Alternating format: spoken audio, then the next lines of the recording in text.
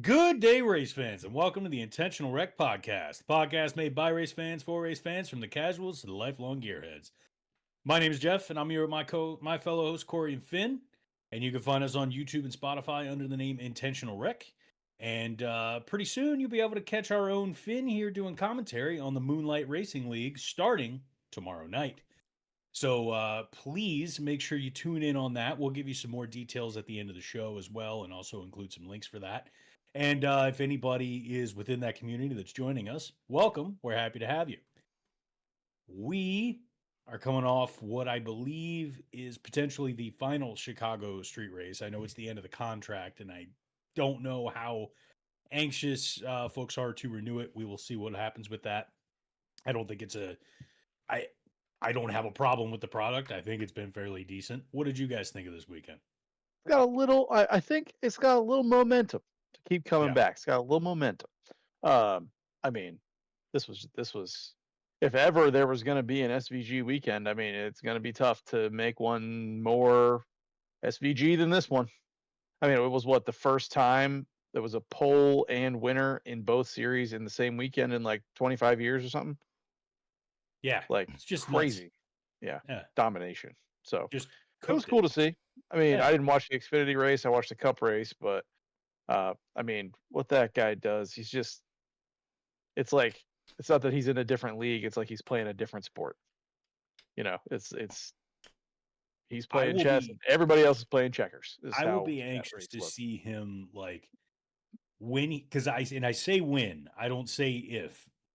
When he finds a way to actually start ripping off like a few top 10, top 5 finishes on some ovals, at that point there's no questions anymore. There's no like, oh, you got this, one thing that he's done, he's this specialty. Like, Yeah. I don't think it's going to be like that forever for him. I feel like he's getting the hang of things.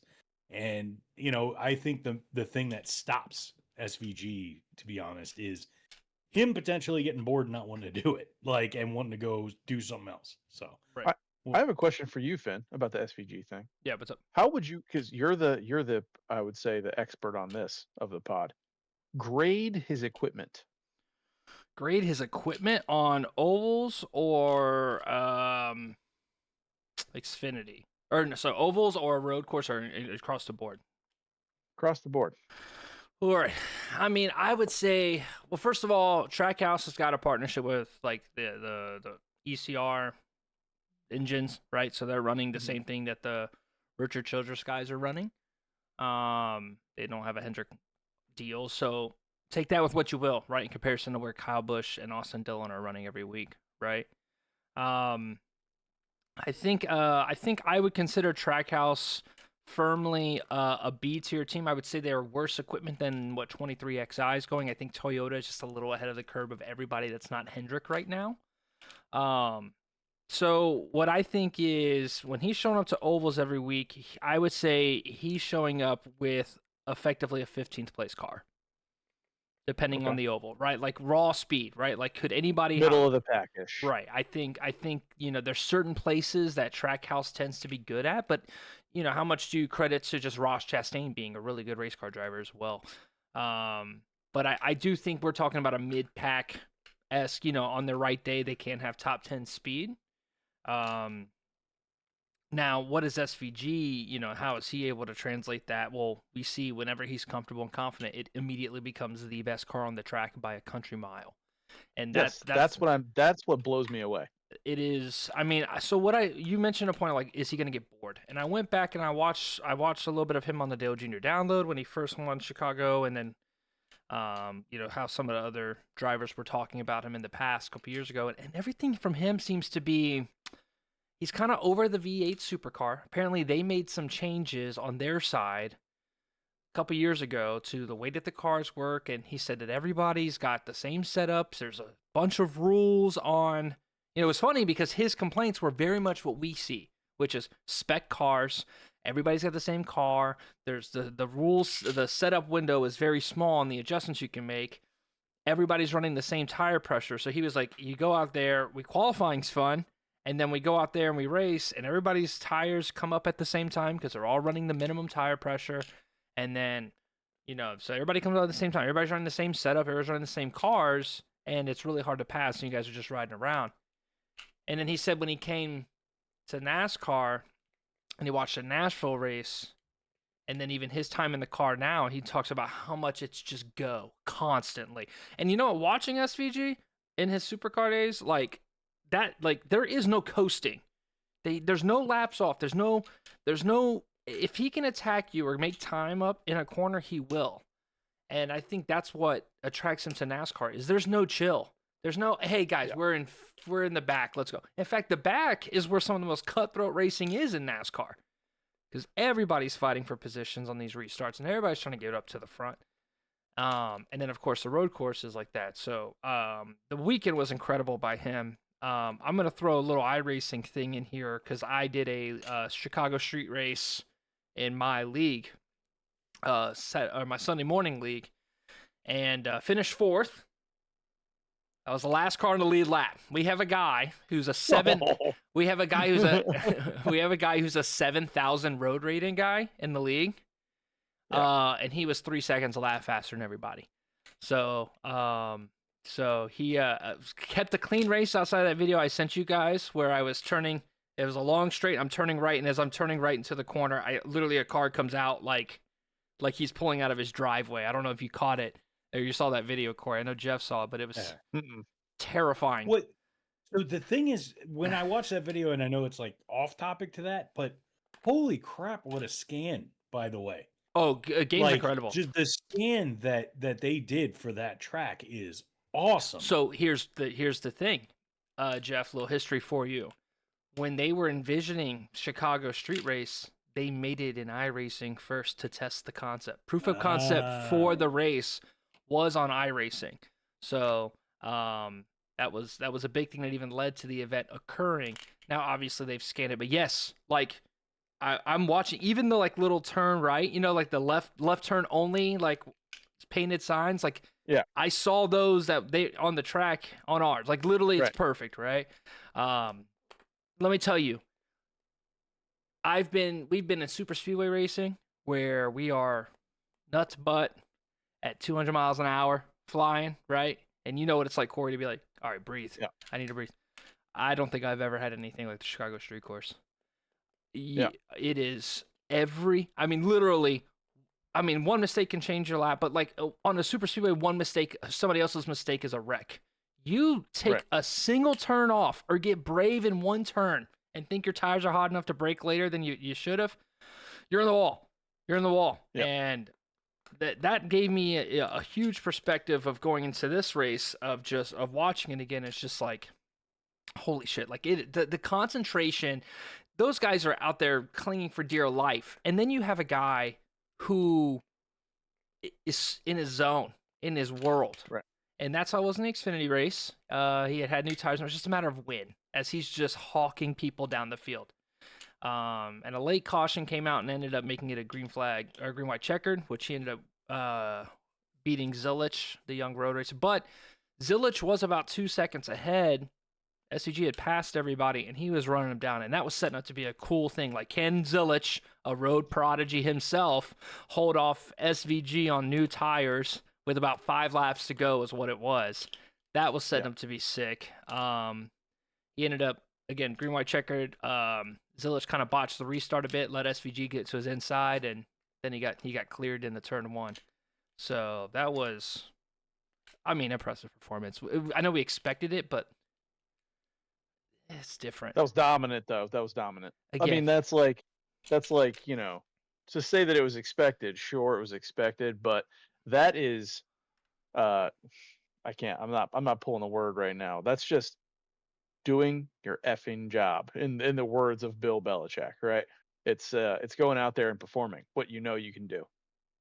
And man, it was something to see. And like, it's interesting to me that like this one guy has come into the sport and single-handedly, in my opinion at least, and I'm a noob at all this, but like single-handedly made the street racing and the road racing more interesting than just a bunch of Americans shooting it out. Like that's cool. Watkins Glen is going to be a good race no matter what, right? Coda's going to be a good race no matter what. Chicago's going to be a good race no matter what. But they're made more interesting by his presence, and just that he raises the level of competition to where our guys have to step it up. There was a time where Kyle Busch had won so many truck races in a row that they put a bounty on his head. Like the Cup guys were basically saying, if you guys can beat Kyle Busch in a truck race, we'll give you money. And a bunch of drivers were hopping in on it, right? We're getting really close to the point where there's going to be a bounty on SVG's head at a road course. Because we've seen ringers come in, we've seen Ambrose come in, but Ambrose wasn't this dominant. Ambrose was good and very much the class of the field. This doesn't even feel like a matter of... This doesn't even feel like a matter of if, it's a matter of when he's going to pass you. Yeah, he was toying with them, dude. When he passed Briscoe, he was toying with him. He could have passed him at any time. There was a time where I was listening to him, and they were talking on another channel because when Shane gets focused, he tells them to cut the chatter on the radio. He just says, "Let me drive." Like he just asked. He doesn't even want lap times. You know, somebody said Spotter said something about like guy in the, whatever. Somebody passed for 18th. He goes, "I'm in first. I don't care about what's happening in 18th." You know what I mean? Like he hyper focuses and he's like, "Don't talk to me." And then somebody said, "Hey, talk to Shane. Let him know he needs to be saving tire." And so they mic up and they go, "Shane, make sure you're shaving tire." And his only response was, "I have been." Imagine watching his lap times compared to the field and going, "Oh shit, he might not be saving tire." And then you ask him, "Hey, can you save tire?" He goes, "Oh, I'm saving." That's the difference. Every time we've seen a Gibbs or McDowell was impressive. McDowell led the first stage. McDowell was melting those tires off, though. McDowell was my Yes. he was the one I was hovering back and forth when I was trying to pick for victory lane. I was very close to picking McDowell on that last week. Well, you can see it on exit when he's behind someone. Yeah. When he's in second on exit, you see the car in front of him come off wiggling. Yeah. And he is like locked to the track. And he's just like, he's just faster than all of them. Right. He's like, "I'll get you when I need to get you." And it's. I mean, I know it's big SVG glaze, but I mean, it's. I genuinely don't think there has ever been a bigger betting favorite at a track than SVG at a road course race in NASCAR history. And that, again, we're not saying he's the greatest NASCAR driver ever, whatever.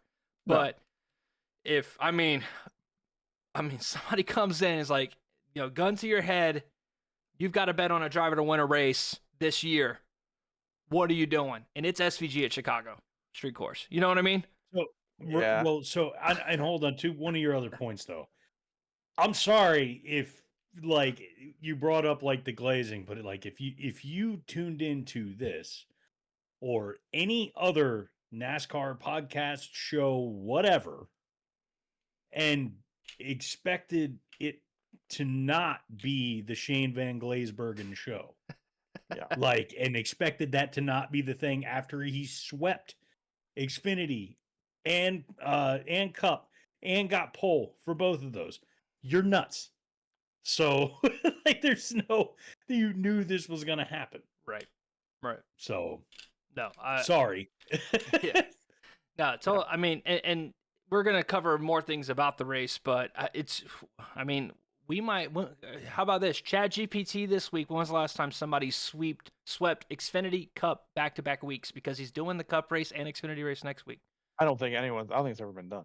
So, I think Twitter's getting into their conversation again. Every time SVG wins, we're going to have this conversation of playoff. But here's the thing: that argument that's invalid. I'm done. It's invalid. Right. I'm done with the combo. It is what it is. We all agree playoff system could be infinitely better, whatever. But we have a guy who's coming in, and it's like, this is like, again, Denny's analogy was this, like, imagine if like some like European basketball player, or like didn't even play European, but like a similar sport, like a European handball player or something like that came over, and it was just like, hey, I'm gonna beat LeBron. You know what I mean? Like he's coming into like, it is a huge deal. And to sweep, or like rugby players playing in the NFL. Dude, if he wins 4 races in 2 weeks, It's Yeah. unreal. Well, so is he on the all-time Mount Rushmore of Cup Series road racers? I think he's the greatest of all time already. And that's not just, again, who is the all time? Gordon Stewart are your top two legacy NASCAR road course racers, right? Those are probably, they've got the most wins. Yeah. Cool. SVG is more talented at road racing than those guys. But of course, they spent a lot of years, and also they were dominant in their eras and got their wins in a scenario where there's only 2 road races a year. So, Yes, they're and we're dominant on ovals at the same time. They were correct. complete, Right. and that's the other thing that gets lost in this discussion.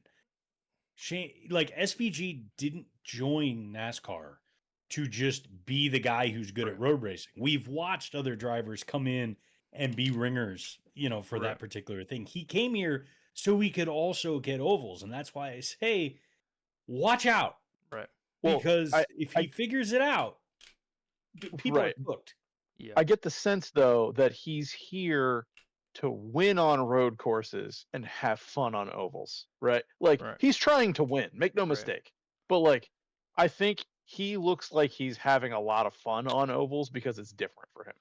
That's that's the vibe I get. So and I get that. But Right. also, like, take what Finn was talking about a little bit ago with what he's doing on the radio and like how he's locking into that kind of stuff, and he's doing that. Like, that's not the attitude of someone who is like part-timing anything. Right, no, he's not.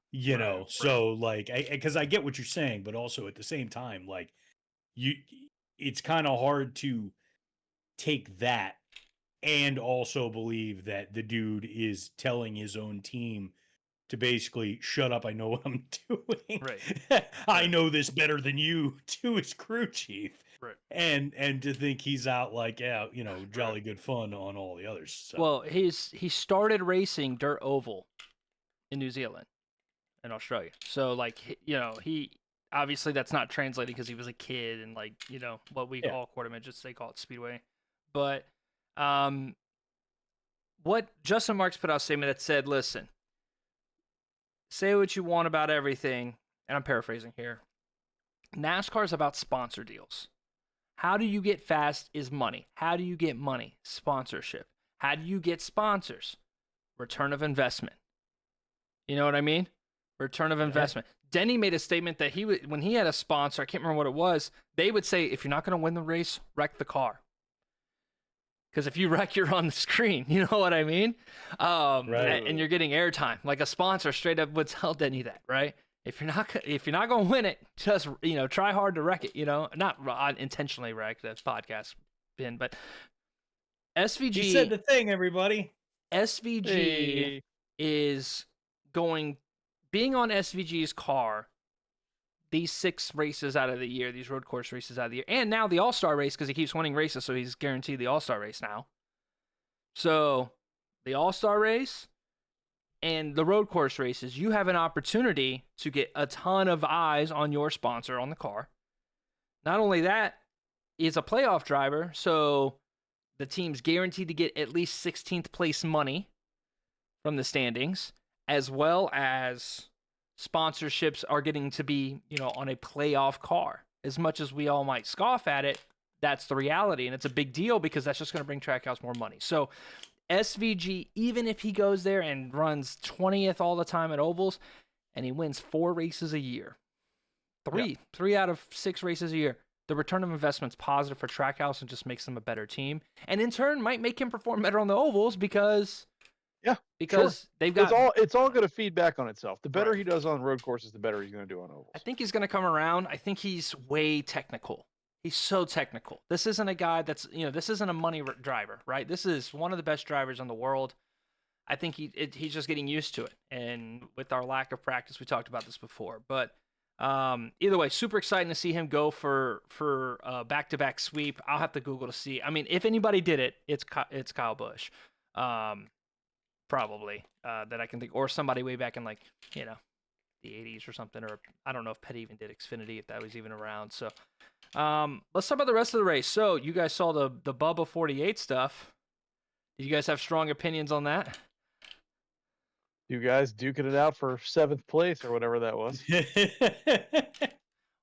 I thought it was interesting how it's a good example of how you can like be watching something and see what's going on right there on track while you also have two people that are in it that don't necessarily know exactly what's going on track between the two of them and just how many different stories are happening all at once in each car. Do you think Bubba was aware of the in-season tournament at the time he was holding off the 48? Of course. Of course. And do you think that's why he pushed?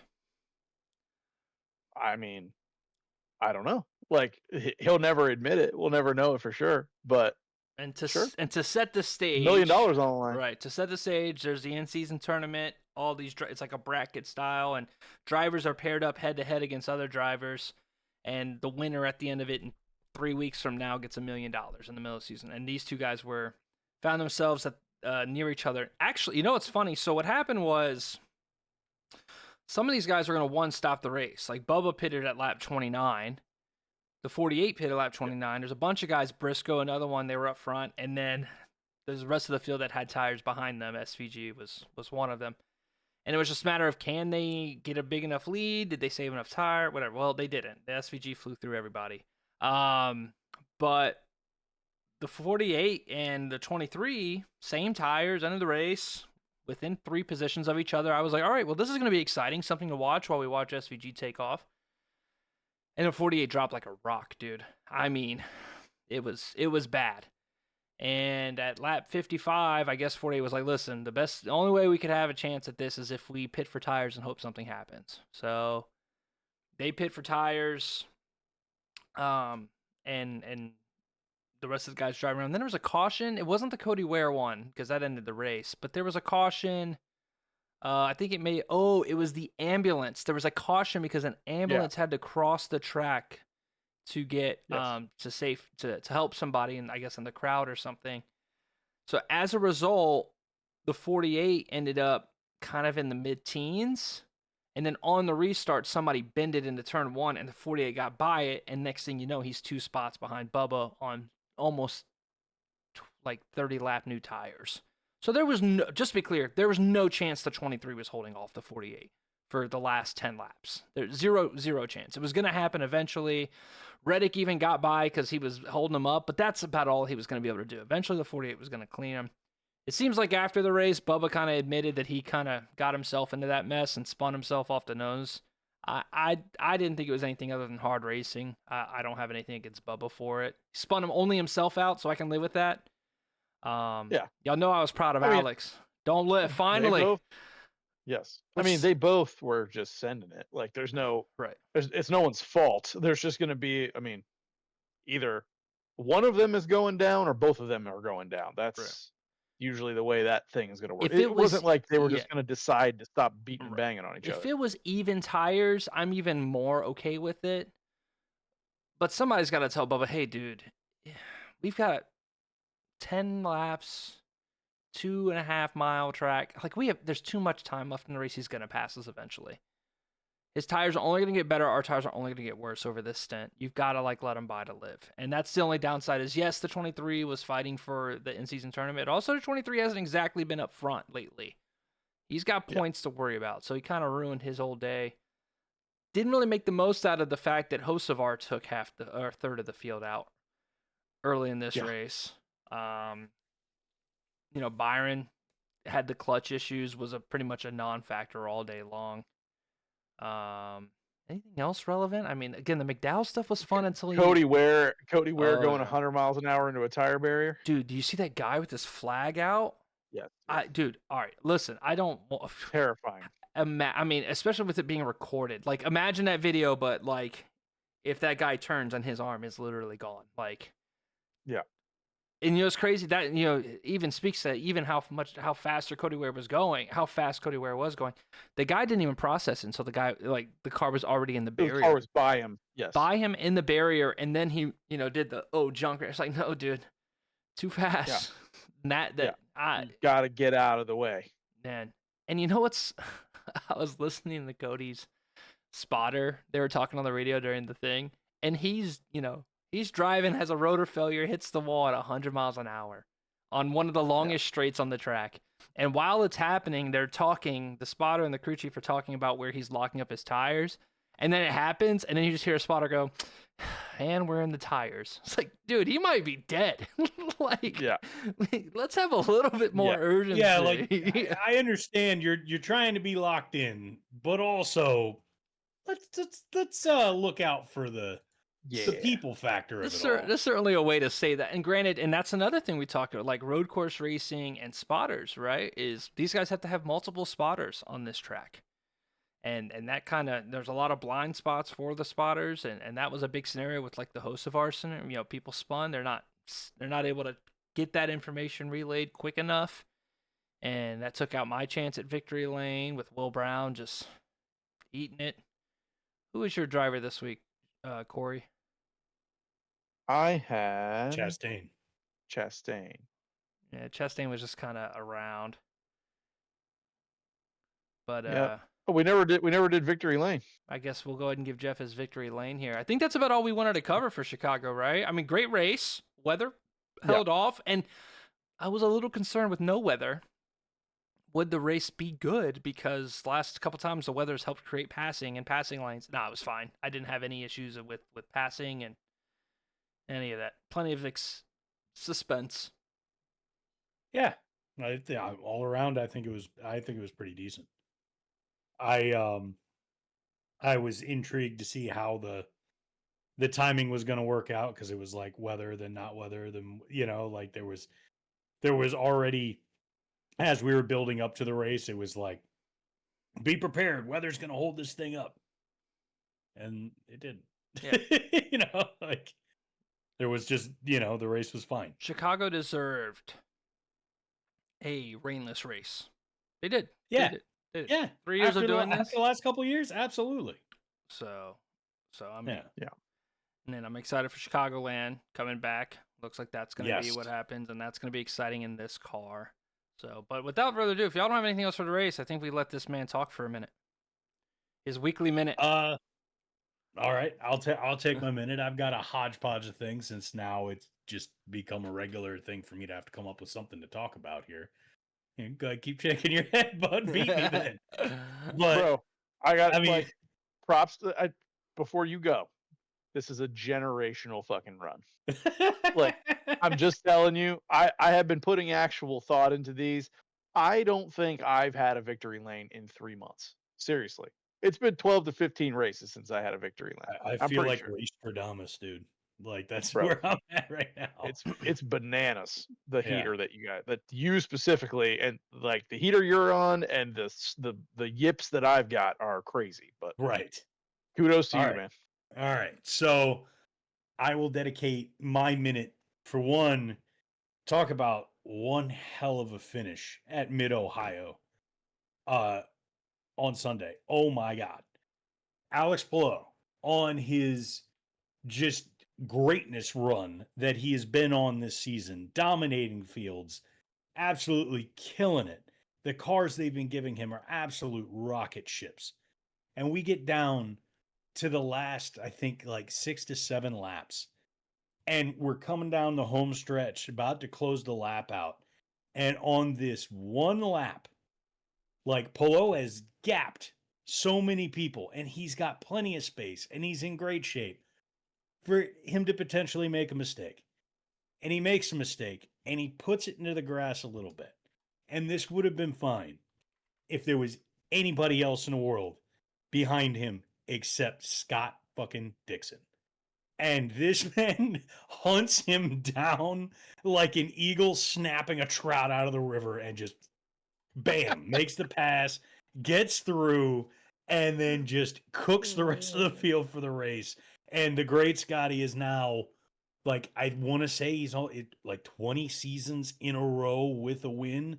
Just, you talk about incredible runs. Like, the dude is just, my God, he's in, like, he's in Foyt and Andretti categories when it comes to IndyCar. The Dixon is incredible. It doesn't diminish anything that Palou has done. It just shows, like, what happens when you have, like, great against great, and when one has a killer instinct to be able to snatch something away from the other. It was a hell of a finish. That was fantastic. And with my last couple of seconds, I will also say, New Jurassic Park ain't too bad. Anyway, I'm going to see it on Sunday. And we got. Yeah, Hey, easy. listen, the movies are crazy right now. We got F1, we got Jurassic Park, we got what, Superman coming out in like 4 days. I saw I was 28 half years tempted. later a couple days ago. How's that? Oh, That was all right. I've now watched the entire series. I'm not a scary movies guy. I was gonna say, I'm surprised you went to go see that. My lovely fiance is a huge scary movies person. Has started Ooh.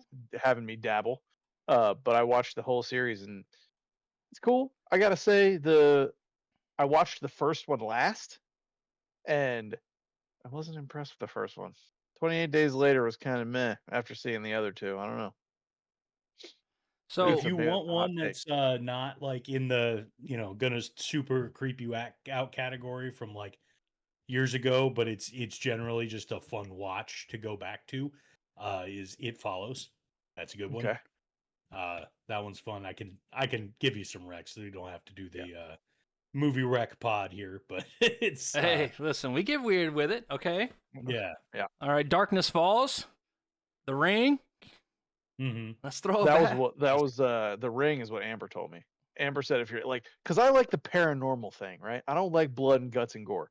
That's why I stopped watching The Boys. Like The Boys just became like a gore fest, and that's not really what I'm here for. Mm. But like, bro, the paranormal stuff I can get down with. Zombies, and I watched The Conjuring. I like, what was that one that had the mirror that they couldn't stop looking at? Was it Oculus? I think that might That have might been have that been one. that. I feel like the chat will be into that. Amber and Josh, if they're here, they'll be popping into the chat real quick with some. Have you watched any of the Jordan Peele stuff, Corey? No, They're that is I mean, they're great. probably you're talking about Get Out and Well, what's Get the Out other was one? great. The one they Nope. did with the alien, the one they did with the aliens, fantastic. Like, Yeah. good stuff. Very, very Yeah. well done. I will check those out as well. Yeah. So, Sonoma, A a driver's favorite track. a driver's track. I'm excited because I'm gonna be doing some iRacing on it this week, and I think that's just making me appreciate the road courses a smidge a bit more. Is just being there and learning a bit more.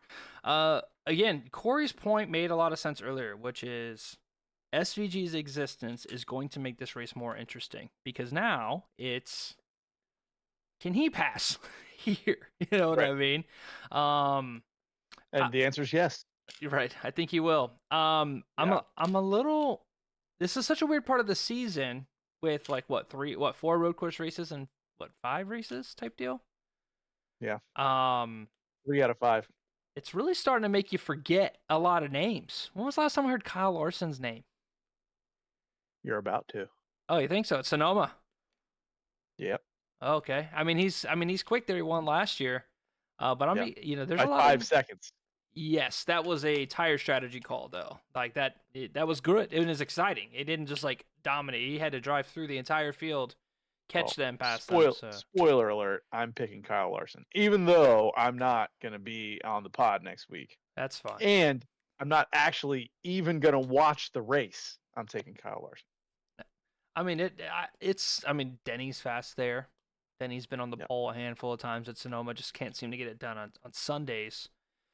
But another one where it's just kind of like one of those weeks where we're all just kind of like, all right, cool. Let's wait till we get to next week, and then Dover. Finally, we're back on an oval. Can't even believe it. Dover isn't Dover Indy. Yeah. Dover and Indy. So, an interesting part of the season. Well, and solely because we're not going, because like Corey and I are not making a Dover trip. Because of that, it's going to be like bright, sunny, just a beautiful day for a race. Probably, yeah. There will be no be hiccups, no delays. They'll come on the broadcast and say, they even did a fantastic job with the infrastructure for this one. They doubled the staff. Lines weren't existent. Parking was incredible. Would you believe ice cream was free? Would you believe it?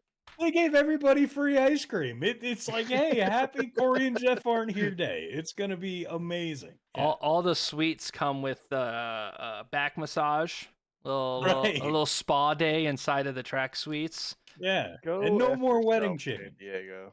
Yeah.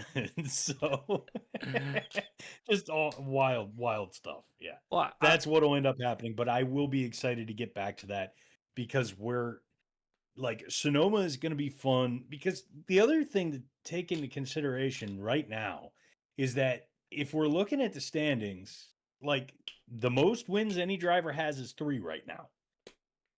SVG has potential to jump into that same category right. as everybody else. And anybody that wants to say gimmick, okay, whatever, he still beat your favorite driver 3 times. Yeah. So, like, again, the theme of this episode is like the gimmick run, the talk about gimmick runs out at some point. Yeah. At some point it gets to the point where it's like you don't like him running and you're going to have to stop it. So that is what it is. I think Sonoma is going to be fun. I think it's going to be an interesting race. I think we're going to get a little bit more variety than we ordinarily like do in some of the road courses as far as the competition and top 5, top 6. And the things that will make it interesting is if they, as far as an entertaining perspective, will they be able to keep it somewhat close? Can we get, actually 3 or 4 guys competing up towards the front and see what happens, as opposed to what has happened in the past where someone gets their best run and leaves everybody else in the dust. Let's hope that isn't the case for the sake of having an entertaining race. Right. And if anything, it's putting a lot of pressure on the next few races as we get closer to the playoffs because SVG's stealing wins from potential playoff winners, right? Like other guys that are trying to earn their spots, right? The 48 still doesn't have a win. McDowell, Allmendinger, guys that don't have wins. Gibbs has been lightning quick lately. He feels like he's close, Like if you're in the Hamlins, the Briscoes, right? The Bell, all the guys that have wins, like your life is way easier right now. And not only that, if we start getting winners, SVG has locked himself into the playoffs officially. So we could have 17 winners, but the tiebreaker is based on how many wins. So that's another thing. He did guarantee himself a spot in the playoffs this week. So, this week I'm looking for, it's go watch qualifying, go learn what the track is, go learn what the track is and go see what those turns are and know what to anticipate. Know when you can pass. I feel like road courses are way better when you know what you're watching. When it's just like, oh, there's another turn, you kind of get lost in the sauce. But if you know. Absolutely. Well, and so one of the things that I did want to talk about, because I obviously want to dabble a little bit into the brackets and kind of see where things are now, because we have some very interesting and potentially unexpected matchups coming into next week. The other thing that I wanted to talk about, though, is looking at the points right now. Something that I've found to be fairly interesting is that William Byron was sitting very pretty for a very long time, right? Mm-hmm. And not only like sitting pretty for a long time, he was sitting so pretty that for the last couple of weeks, he's run terribly, has not done well. And he's still sitting at the top. And all that's done is create this bottleneck. Right. At the, within the top 5 of all these other guys that are now catching. And now we are finally at a point where somebody is likely, if he doesn't win or he doesn't have a dominant performance within these next couple of weeks, someone's going to leapfrog him. Yeah. Which I find to be like, I think that's kind of crazy that for a guy with a single win on the year to have had that significant of a points lead, pretty solid.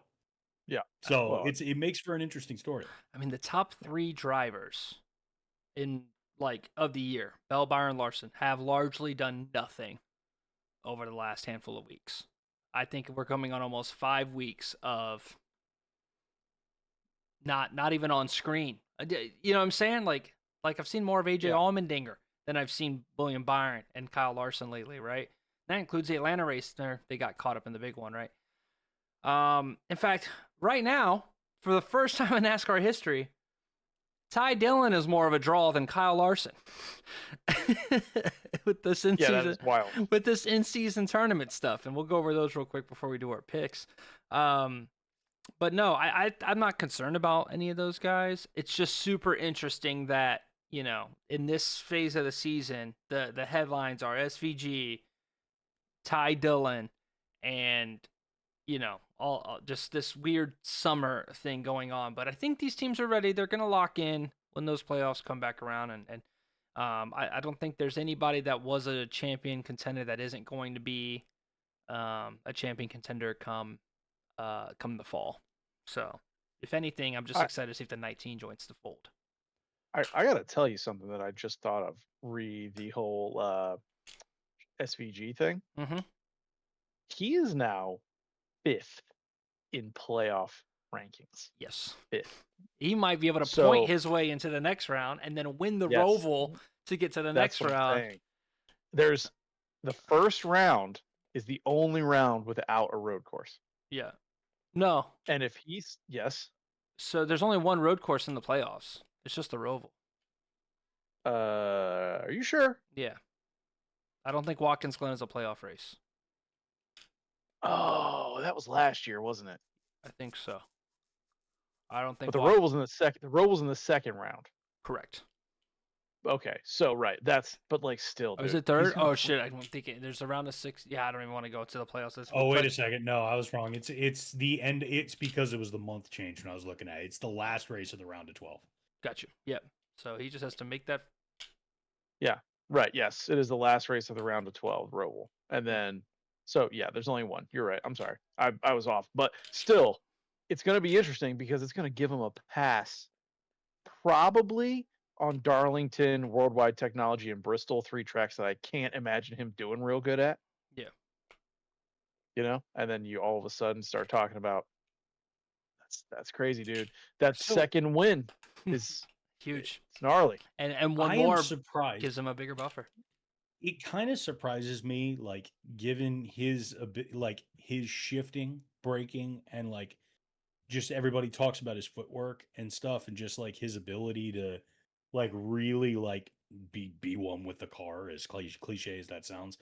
But his ability to say it surprises me that he doesn't do better at some of the flatter ovals where you do have to be more focused on shift timing and you have to be more focused on not only braking but maintaining your brakes as well. Like when we get to a track like Gateway that's a little flatter, it's still, it's got a few banks, but that it surprises me that we haven't seen him do a little bit better, see him do better at a track like Martinsville, New Hampshire, something along those lines. Well, he sat on the pole in the Open at North Wilkesboro, and then he Right. led the whole first stage. So I Yeah. think there is something to be said about the flat track. In fact, if you guys remember, he was running top 10 in the Clash as well. Mm-hmm. So I do think it translates. I just don't think there's been enough time at those tracks or enough momentum for them. But I do see a second trip to Martinsville. Maybe he is a little bit better. Or Loudon. He sneaks in. And So is a I'm little not bit too off base on what I'm going for with that, because yeah. that's what I kept thinking about, is that the more that you hear, one of the things I like to pay attention to, like that makes it so I always like when I'm getting the perspective of when I'm watching sports and like getting what are the players saying about those of who they're actually going up against, right? And like who they consider to be the cream of the crop of their like consistent competition, and who's doing that. I don't always buy into this is the players top 100 thing that the NFL does, but I do pay attention when players are like, this is the guy that's really hard to play against, believe it or not. And it's not somebody that somebody's talking about. You know what I mean? That's where you get some of those perspectives. And with NASCAR, that to me is incredibly valid. When you're and the praise and the way that other drivers talk about his ability just to operate the car in a way that they can't, given how minute those details are, is like there's something to be said about that. And everything that I hear consistently has to do with his ability to shift properly, his ability to save tire, his ability, like all of those translate to flat tracks. I mean, for what it's worth, if he wins an oval, it'll be a short track in my mind. Winning an oval is winning a short track. So I see him getting either a grandfather clock or winning over at New Hampshire that or would. something like that. Oh, the haters would go crazy if SVG had a Yeah. a grandfather clock, dude. Yeah, like that's like Mhm. that. Like the world's not ready to end because he's good at road courses. This dude comes and wins an oval. People are gonna have a conniption. So, but I think it's good for the sport if he does. So, are we doing no Bring it on. SVG for our picks this week as well? Yes. What does it Lame, matter to dude. you, Corey? I was gonna let you pick go Kyle first. Larson. I was gonna let you go first, Corey. I already went. He's gonna So go. Corey picked Kyle Larson to go first. I got Larson. I'm gonna go with a man who is trying to prove his worth, a man who has won at Sonoma before, and a man who is looking for a ride next year. I'm going with mi amigo, Daniel Suarez. There you go. Okay. That's an interesting choice. Very interesting choice. Me and Finn picked the last two winners. Wait, no. Suarez won it 2020. It was a while ago. It was next gen. I think it was the first next gen race there. Did Truex win the other one? Yes. Okay. I am going to just go with my other Flounder pick from last week, since I didn't pick him then and he still ran well, and I'm Good going old to go with Michael McDowell. That's good. And then of course Gibbs is gonna get his first win, and then on we go. Yeah, That'd that be would be something. how this shook out, right? That'd be A Ty something. I'd be Gibbs, happy. Shane Van Gisbergen battle to the end at the end of this Sonoma race. Yep. Well, I'll tell you what. If Gibbs doesn't win one, he probably ain't getting in. True. I mean, At this rate. 66 points down with some decently solid competition ahead of him to try to point his way in. So he's Bingo. probably not making the playoffs without a win. I think we can confidently say that about the Ty Gibbs, Nemechek, Hocevar bunch. That all three of those guys, 65 to 75 points down, are going to need a win at this point. Yeah. Well, so the other thing that I wanted to touch on, because like we're rolling in and we're getting up real close to our final four. We have a legacy battle between the 42 and the 43. Right. We have Ty Dillon and Alex Bowman, which that pits me and Finn against each other because I'm rooting for Dillon to win it all. That's cool. I'm sticking with that. This is literally the NFC playoffs all over again, which is if I gotta lose, I would rather lose to the guy you guys are cheering for. Right.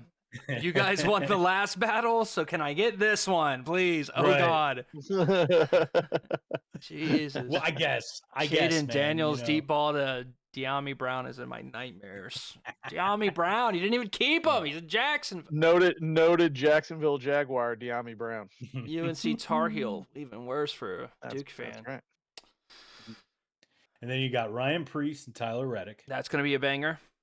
That one's going to be fun, especially on this road course.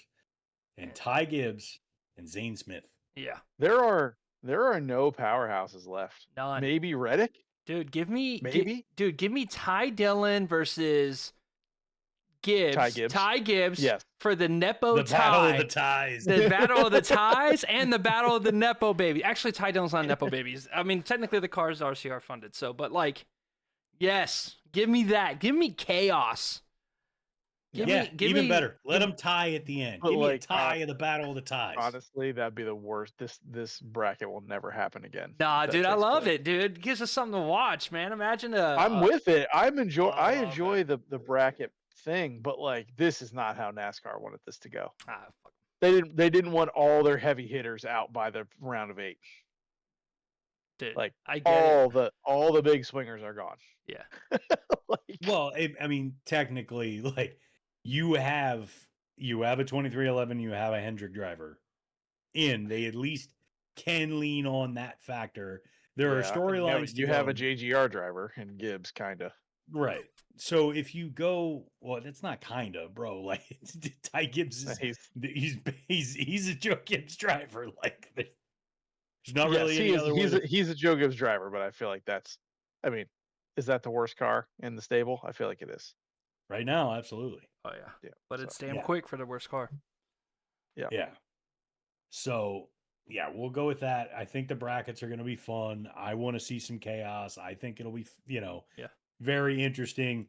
like you have multiple things where you can go, oh, this is just the bracket busting, nobody expected it Cinderella story versus the other Cinderella story. Right there, if you end up with like, oh, here's John Hunter Nemechek running against Zane Smith for the final of the bracket challenge, like go Yeah. all kinds of crazy with that. Could be fun.